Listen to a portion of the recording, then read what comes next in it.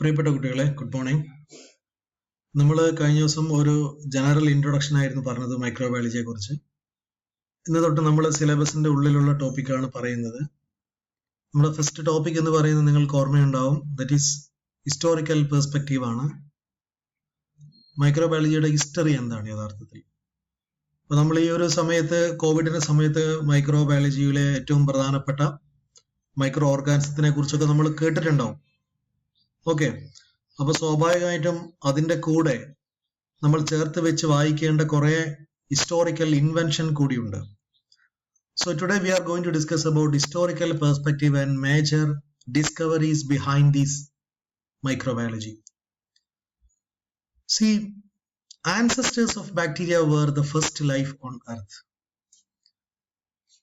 നമ്മൾ യഥാർത്ഥത്തിൽ നമ്മുടെ ഭൂമിയിലെ ഏറ്റവും പ്രധാനപ്പെട്ട ജീവവർഗങ്ങൾ ഉത്ഭവിച്ചത് പതിറ്റാണ്ടുകൾക്ക് മുമ്പാണ്, നൂറ്റാണ്ടുകൾക്ക് മുമ്പാണ്. അതിൽ ഏറ്റവും പ്രധാനപ്പെട്ട ഒരു വിഭാഗം എന്ന് പറയുന്നത് മൈക്രോ ഓർഗാനിസംസ് ആണ്. നമ്മൾ യഥാർത്ഥത്തിൽ ഒരു time line of early earth എന്ന് പറയുന്ന ഒരു കൺസെപ്റ്റ് ഉണ്ട്. ടൈം ലൈൻ അല്ലെ, നമ്മുടെ യഥാർത്ഥത്തിൽ ഭൂമിയിൽ ജീവജാലങ്ങൾ വന്നതിന്റെ ഒരു ടൈം ലൈൻ നിങ്ങൾക്ക് വേണമെങ്കിൽ ജസ്റ്റ് ഇവിടെ നോക്കാം. C you can see here, earth form ചെയ്തിരിക്കുന്നത് 4.55 ബില്യൺ ഇയേഴ്സ് എഗോ ആണ്. ദെൻ അതിനുശേഷം ക്രസ്റ്റ്, ദെൻ അതിനുശേഷം കോമറ്റ്സ് അല്ലെ, ഇതൊക്കെ നമ്മൾ പണ്ടേ പഠിക്കുന്നതാണ്. Then first traces of biochemicals, then oldest fossil. ഇങ്ങനെ ഒരു ഹിസ്റ്റോറിക്കൽ ഈവന്റ് നമുക്ക് ചരിത്രത്തിൽ നമ്മൾ പഠിച്ചിട്ടുണ്ട്. ഫോസിലുകളെ കുറിച്ചുള്ള പഠനത്തിലൊക്കെ നമ്മൾ പറഞ്ഞിട്ടുണ്ട്. അപ്പൊ ഞാനിവിടെ പറഞ്ഞു വന്നത്, we must have a knowledge about the origin of life on the earth, in which the most important organism that has been originated on the earth was actually the microorganism. So microorganism are really the first form of organism that inhabit in the particular soil. അതിന്റെ ഒരു ചെറിയ ഒരു ഡാറ്റയാണിത്. വളരെ ഡീറ്റെയിലേക്ക് നമ്മൾ പോകുന്നില്ല. Just you go through this particular data, that is 4.55 billion years ago, then 4.2 to 4.1 billion years ago, then 4 billion years ago, then 3.85 billion years ago, then 3.7 billion years ago. So this is actually an important aspect with regard to the microorganism or the microbiology historical perspective. Then actually the history begins here. Alerting microbe, that is, history of microbiology starts in the 3rd century BC with Hippocrates recording ideas of infections and disease. അപ്പോൾ ഭൂമിയിൽ ആദ്യമായിട്ട് ഈ പറയുന്ന അസുഖങ്ങളെ കുറിച്ച് report ചെയ്തിരിക്കുന്നത് അല്ലെങ്കിൽ ഇൻഫെക്ഷനെ കുറിച്ച് പറഞ്ഞത് യഥാർത്ഥത്തിൽ ഹിപ്പോക്രാറ്റസ് ആണ്. അപ്പൊ ഹിപ്പോക്രാറ്റ്സ് BC-യിൽ പറഞ്ഞ 3rd BC-യിൽ പറഞ്ഞ കാര്യം തന്നെയാണ് നമ്മുടെ ഹിസ്റ്ററിയിൽ ഏറ്റവും ഇമ്പോർട്ടന്റ് ആയിരിക്കുന്ന കാര്യം. Then another important thing, malaria എന്ന് പറയുന്ന അസുഖമുണ്ട്. ഇപ്പൊ പഴയ കാലഘട്ടത്തിലെ നോവലുകൾ നമ്മൾ ഏതെടുത്ത് വായിച്ചു നോക്കുകയാണെങ്കിലും നമ്മൾക്ക് അറിയാൻ പറ്റും, നായകനോ നായികയോ മലേറിയ ബാധിച്ച് മരിച്ചു എന്നുള്ളത്. അത് ചരിത്രത്തിൽ വളരെ പ്രധാനപ്പെട്ട ഒരു സംഗതിയാണ്. So malaria, actually the malaria scientific name is plasmodium falciparum. Mosquito borne infectious disease thought to have killed Alexander the Great. Alexander ചക്രവർത്തിയെ കൊന്നത്, ഒരു കിങ്ങിനെ കൊന്നത് യഥാർത്ഥത്തിൽ മോസ്കിറ്റോ ബോൺ ഇൻഫെക്ഷ്യസ് ഡിസീസ് ആണ്. അങ്ങനെ ഒരു മോസ്കിറ്റോ കുത്തിയിട്ട്, അല്ലെങ്കിൽ അങ്ങനെയുള്ള ഒരു മൈക്രോ ഓർഗാനിസം കുത്തിയിട്ട് ഒരു കിങ്ങിനെ കൊന്നുകളഞ്ഞു. യഥാർത്ഥത്തിൽ കിങ്ങിനെ കൊല്ലുന്നത് മറ്റൊരു രാജ്യത്തെ രാജാവോ പടയാളികളോ ആയിരിക്കും.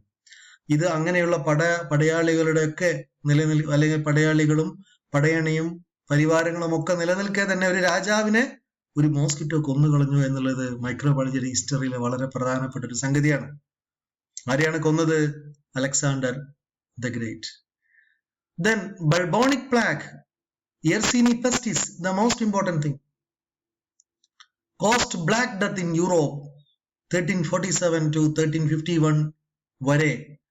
ഈ പറയുന്ന, ഇപ്പൊ നമ്മൾ കുറെ കാലം കഴിഞ്ഞാൽ നമ്മൾക്കും ഒരുപാട് തലമുറക്ക് ശേഷം ചരിത്രം ഇങ്ങനെ എഴുതും. എങ്ങനെ എഴുതുക? 2020 ഇന്ത്യയിൽ ഇത്ര ആളുകൾ കോവിഡ് മൂലം മരിച്ചു അല്ലെ.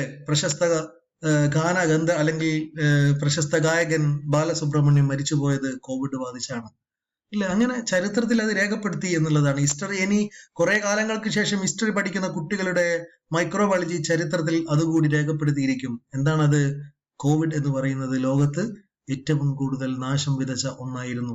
തളിപ്പറമ്പിൽ നമ്മൾ പോകുന്നതിന് വിലക്ക് ഏർപ്പെടുത്തിയിരുന്നു. ആർക്കും എങ്ങോട്ടും പോകാൻ പറ്റാത്ത സിറ്റുവേഷൻ ആയിരുന്നു. നമ്മുടെ തൊട്ടടുത്ത ആളുകൾ മരിച്ചു പോയിരുന്നു. ഇല്ല, ഇങ്ങനെ വല്ലാത്ത ഒരു ഒരു ഒരു സെന്റിമെന്റൽ ആയിരിക്കുന്ന കഥ കുറെ കാലങ്ങൾക്ക് ശേഷം മൈക്രോബയോളജിയുടെ ചരിത്രത്തിൽ എഴുതി ചേർക്കപ്പെടും എന്നുള്ളതാണ് കോവിഡുമായി ബന്ധപ്പെട്ട് ഹിസ്റ്ററിയിലെ ഏറ്റവും പ്രധാനപ്പെട്ട പെർസ്പെക്റ്റീവ്. അതേപോലെ നമ്മൾ ഇന്ന് ഇത് ഇങ്ങനെ വായിക്കുമ്പോൾ ഈ ലാഘവത്തോടെ നമ്മൾ വായിക്കുന്നത് നമ്മളത് അനുഭവിക്കാത്തത് കൊണ്ടാണ്. പക്ഷെ ഇപ്പൊ നമുക്കത് അറിയാം, അതിന്റെ സീരിയസ്നെസ്. അതായത് ബൾബോണിക് പ്ലാഗ് എന്ന് പറയുന്നത് 1347 മുതൽ 51 വരെ, എത്ര വർഷം? 4 വർഷം ഒരു പ്രദേശത്ത് കോവിഡ് കംപ്ലീറ്റ് വ്യാപനം നടത്തി, അല്ലെങ്കിൽ ഈ പറയുന്ന പ്ലാഗ് കംപ്ലീറ്റ് വ്യാപനം നടത്തി എന്നുള്ളതാണ്. ഇപ്പൊ നമ്മളെ സംബന്ധിച്ചിടത്തോളം നമ്മൾക്കിപ്പോ മാർച്ച് ആകുമ്പോഴേക്ക് കോളിലേക്ക് വരാന്നാ പറയുന്നത്, നമുക്ക് ഒരു പ്രതീക്ഷയുമില്ല. അങ്ങനെ 4 വർഷത്തോളം അക്കാഡമിക് ഇയർ ഇങ്ങനെ ആയിപ്പോയ രാജ്യമുണ്ട് യൂറോപ്പിൽ. Between 25 to 40% of the Europe died. നമുക്കിന്ന് വളരെ 1% എങ്ങനെയാണ് നമ്മുടെ ഡെത്ത്, അത്രയില്ലാന്ന് തോന്നുന്നു, വളരെ മൈന്യൂട്ടാണ് ഡെത്ത് റേറ്റ്. പക്ഷെ യൂറോപ്യൻ ജനവിഭാഗങ്ങളിൽ വലിയ ഒരു ശതമാനവും ആ കാലഘട്ടത്തിൽ പ്ലേഗ് വന്ന് മരിച്ചുപോയി. And that is 25 to 40% Europeans were died due to this particular plague disease. Then another important thing, potato blight, Phytophthora infestans caused Irish potato famine. Potato crops were wiped out. Potato എന്ന് പറയുന്ന വളരെ പ്രധാനപ്പെട്ട ഒരു staple food ഉണ്ട്. നമ്മുടെ നാട്ടിൽ അരി കഴിക്കുന്നത് പോലെ തന്നെ പല രാജ്യത്തിലും ഈ പറയുന്ന പൊട്ടറ്റോ ആയിരുന്നു പ്രധാനമായിട്ടും ഭക്ഷണ പദാർത്ഥമായിട്ട് ഉപയോഗിച്ചിരുന്നത്. അങ്ങനെ പൊട്ടറ്റോ ബ്ലൈറ്റ് എന്ന് പറയുന്ന വളരെ പ്രധാനപ്പെട്ട ഫൈറ്റോഫ്തോറ ഇൻഫെസ്റ്റൻസ് എന്ന് പറയുന്ന കോസേറ്റീവ് ഓർഗാനിസം കൊണ്ട് രാജ്യത്തെ മുഴുവൻ പൊട്ടറ്റോകളും നശിച്ചുപോയി, ആ രാജ്യത്ത് പട്ടിണിയായി പോയി എന്നുള്ളതാണ്. അതിന് കാരണവും ഒരു വളരെ പ്രധാനപ്പെട്ട ഒരു മൈക്രോ ഓർഗാനിസംസ് ആണ് ഞാൻ ഇവിടെ പറഞ്ഞത്. So the micro organism actually changed the world. The world change, അല്ലെങ്കിൽ the history has been changed അല്ലെ. ചിലർ വരുമ്പോൾ ചരിത്രം വഴിമാറും എന്ന് പറയുന്നത് പോലെ തന്നെ അല്ലെ, നമ്മുടെ ജയലക്ഷ്മി സിൽസിന്റെ പരസ്യമാണത്. അതേപോലെ തന്നെ ചില മൈക്രോ ഓർഗാനിസം വരുമ്പോ രാജ്യം വഴിമാറി നിന്ന് കൊടുക്കേണ്ടി വരും എന്നുള്ള ഒരവസ്ഥ ഈ പറയുന്ന മൈന്യൂട്ട് ആൻഡ് മൈക്രോസ്കോപ്പിക് ഓർഗാനിസം ഭൂമിയിൽ ഉണ്ടാക്കിയിട്ടുണ്ട്. That is very, very important as far as microbiology is concerned. Now, another important history. യഥാർത്ഥത്തിൽ മൈക്രോസ്കോപ്പ്, നമ്മൾ മൈക്രോ ടെക്നിക്കൽ ഇതൊക്കെ പറയും, അടുത്ത ഒരു സെമസ്റ്ററിൽ മൈക്രോ ടെക്നിക്ക് പറയുമ്പോൾ നമ്മൾ ഈ ചരിത്രം പറയും. പക്ഷേ മൈക്രോബയോളജിയും മൈക്രോ ടെക്നിക്കും ഹിസ്റ്റോറിക്കലി വളരെ ഇമ്പോർട്ടന്റ് ആണ്. മൈക്രോസ്കോപ്പും നിങ്ങൾ ഇയാളെ കേട്ടിട്ടോ ഉണ്ടാവും എന്ന് ഞാൻ വിചാരിക്കുന്നില്ല, ചില ആൾക്കാർ കേട്ടിട്ടുണ്ടാവും. The science of microbiology started with the invention of the microscope. യഥാർത്ഥത്തിൽ മൈക്രോസ്കോപ്പിന്റെ ഇൻവെൻഷൻ ആണ്, അല്ലെങ്കിൽ മൈക്രോസ്കോപ്പിന്റെ പുതിയ പുതിയ കണ്ടുപിടുത്തങ്ങളും മോഡലുമാണ് പലപ്പോഴും ഈ പറയുന്ന മൈക്രോ ഓർഗാനിസത്തിന്റെ സ്റ്റഡീസിന് ഒരുപാട് സഹായകരമായത്. The first reported compound microscope was made by Zacharias Jensen, a Dutch spectacle maker. അപ്പൊ യഥാർത്ഥത്തിൽ സക്കറിയാസ് ജെൻസൺ എന്ന് പറയുന്ന വളരെ പ്രധാനപ്പെട്ട ഒരു micro technique person has invented this type of microscopic instrument. One of the first to use a microscope was Robert Hooke in 1665. He used the microscope to observe cells. അങ്ങനെ 1665 Robert hook വളരെ പ്രധാനപ്പെട്ട ഒരു microscope ഉണ്ടാക്കി. That microscope is used to observe the cell. സെല്ലിനെ കാണാൻ വേണ്ടി മാത്രമാണ് അദ്ദേഹം ഉണ്ടാക്കിയത്. അതാണിത് അല്ലെ. നമുക്കറിയുന്ന ഐ പീസ് അല്ലെ, നമ്മൾ കാണുന്ന ഐ പീസിന്റെ യഥാർത്ഥത്തിലുള്ള പിതാവ് എന്ന് പറയുന്നത് ഇദ്ദേഹമാണ്. ഐ പീസിന്റെ മോഡൽ ഒരു സാധനം ഉണ്ടാക്കി, നീളത്തിൽ ഒരു സാധനം ഉണ്ടാക്കി, അതിന്റെ അടിയിൽ ഒരു ലെൻസ് ഇട്ട് നോക്കിയപ്പം അത് വലുതായിട്ട് കാണാൻ തുടങ്ങി. അതിങ്ങനെ രൂപാന്തരപ്പെട്ടാണ് നമ്മൾ ഇന്ന് കാണപ്പെടുന്ന ഐ പീസ് എന്ന് പറയുന്ന സ്ട്രക്ചറായി മാറിയത്. Then another important person, Anton van Leeuwenhoek. The first accurate description of microbes was reported in 1674 by Anton van Leeuwenhoek, a Dutch lens maker.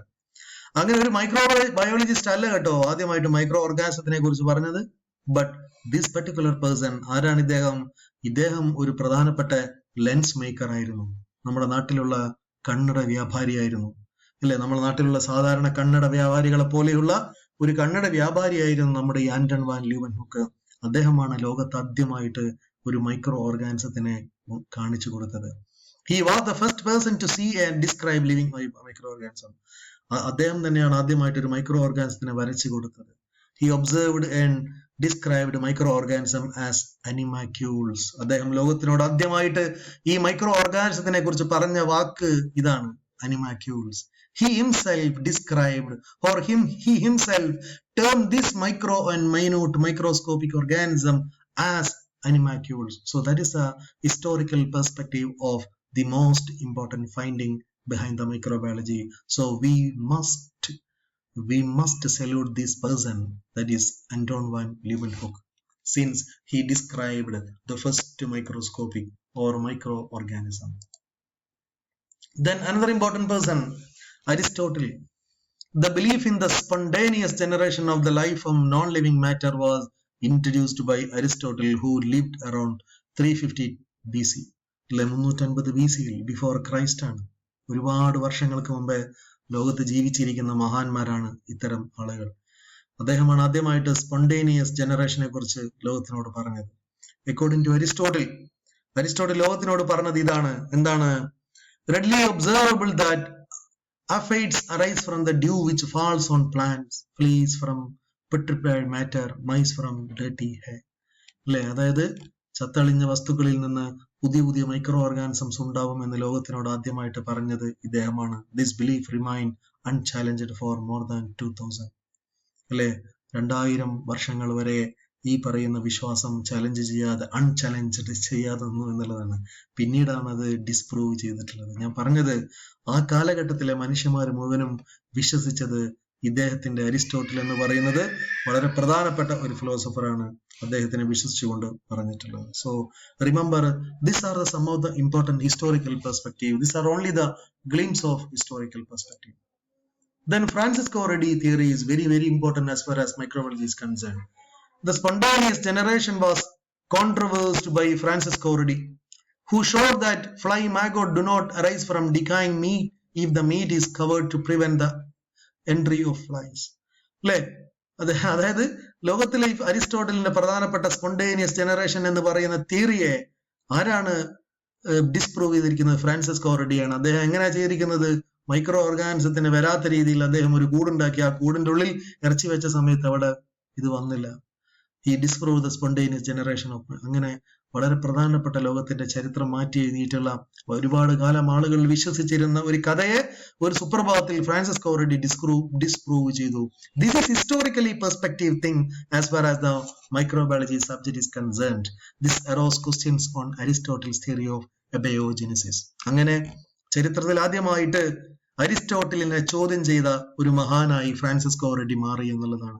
അതുവരെ അരിസ്റ്റോട്ടിൽ ലോകത്തിനോട് പറഞ്ഞു വന്ന വളരെ പ്രധാനപ്പെട്ട ഒരു തത്വചിന്തയായിരുന്നു എന്ത്? ഈ പറയുന്ന സ്പോണ്ടേനിയസ് ജനറേഷൻ. ആ സ്പോണ്ടേനിയസ് ജനറേഷൻ എന്ന് പറയുന്ന കൺസെപ്റ്റിനെ, എബയോജെനിസിസ് എന്ന് പറയുന്ന കൺസെപ്റ്റിനെ ഇദ്ദേഹം ഡിസ്പ്രൂവ് ചെയ്തു എന്നുള്ളത് ഹിസ്റ്ററിയിൽ വളരെ പ്രധാനപ്പെട്ട ഒരു സംഗതിയാണ്. Then John Needham, the most important scientist behind the history of microbiology. Spontaneous generation for small organism again gained favor when John Needham showed that if a broth was boiled and then allowed to sit in the open air, it became cloudy. Spontaneous generation for small organism again gained favor when John Needham showed that if broth was boiled and then allowed to sit in the open air, it became cloudy.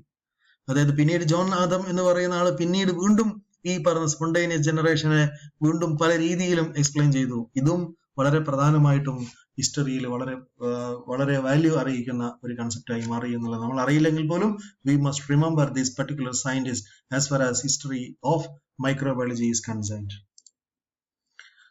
Then another important thing, microbes have changed the history. Although not always recognized at a time, microbes have dramatically altered human history. ലോകത്തിന്റെ ചരിത്രത്തിൽ എപ്പോഴും microbiology എന്ന് പറയുന്നത് വളരെ പ്രധാനപ്പെട്ട ഒരു വിഭാഗമായി എന്നുള്ളതാണ്. എങ്ങനെ? Microbe working with us, food preservation and preparation, for instance beer, wine, bread, cheese, sauerkraut, yogurt, ഇതെല്ലാം മൈക്രോബയോളജിയുടെ ഉൽപ്പന്നങ്ങളാണ്. നമ്മൾ ഉപയോഗിച്ചുകൊണ്ടിരിക്കുന്ന പലതും മൈക്രോബയോളജി നമുക്ക് തന്നതാണ്. മൈക്രോ ഓർഗാനിസം നമുക്ക് തന്നതാണ്. Microbes working against us. Many microbial diseases have altered the outcome of historical event. ചരിത്രത്തിൽ 2020 എങ്ങനെയാണ് രേഖപ്പെടുത്തുക? ഒരുപാട് വികസനങ്ങൾ നടക്കാത്ത ഒരു വർഷം എന്നുള്ളതാണ്, അല്ലെ? അതേസമയം നമ്മളൊക്കെ ടെക്നോളജിക്കലി ഒരുപാട് മുന്നോട്ട് പോയ വർഷം കൂടിയാണ്. അങ്ങനെ ചരിത്രത്തിൽ എപ്പോഴും നിർണായകമായ റോള് നിർവഹിക്കുന്ന ഒരാൾ കൂടിയായി മാറി നമ്മുടെ മൈക്രോബ്സ് ഓർ മൈക്രോബയോളജി. ബാക്കി നമുക്ക് നെക്സ്റ്റ് ക്ലാസ്സിൽ എടുക്കാം. Okay, all the best. നന്നായിട്ട് വായിക്കുക, നന്നായിട്ട് പഠിക്കുക. ചില റെഫറൻസ് ബുക്കുകൾ ഞാൻ കുറച്ചുകൂടി കുട്ടികൾ വന്നതിന്